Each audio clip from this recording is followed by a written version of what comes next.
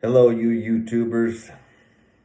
All right. Well, what I'm going to be talking about today here is when I turn my water off underneath my sink or toilet, the valve starts to leak, So I'm sure many of you or not have turned a little handle like this here, and then this is a dual handle valve. Yours will probably look something like this, similar. This is quarter turn, so this doesn't have a packing nut. So this has a packing nut. You may have the older styles, probably chrome. It looks similar. So basically, what'll happen is that you turn this handle and all of a sudden, water starts to spray out. Well, don't panic, because what it is, it's not going to blow up or break in your hand. Is that when you do that, you've broken the seal, really. It's because it's just sat, for so many years without even any movement. And there you have it. There's a little rubber gasket right there, okay? Like a little friction ring, so it doesn't push the gasket inside the valve when you tighten this into the body of the angle stop. So that's it. And this is just a plastic stem.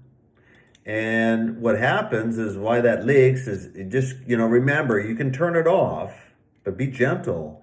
And remember, when you're turning this off, have the device, whatever it is if it's the sink faucet you're working on or the toilet, have the water coming out of the faucet, and then when you turn this, it's gonna go into the valve itself, right?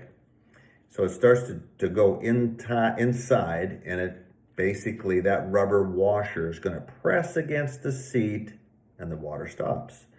Well, a lot of times you don't know how many turns to turn before it shuts off. Well, don't over tighten it or turn it. You'll probably, crack the washer, break it, or the washer gets lodged up into the valve here, and it's just a mess. Low water pressure now. So, but basically what you do is you turn this, okay? If the water comes out of there a little bit, no problem. Just keep turning it till you hear the water eventually just stop coming, or if you see it stop filling, that's it. Don't tighten it anymore. You tighten it more, and you could damage the valve, the little washer in there.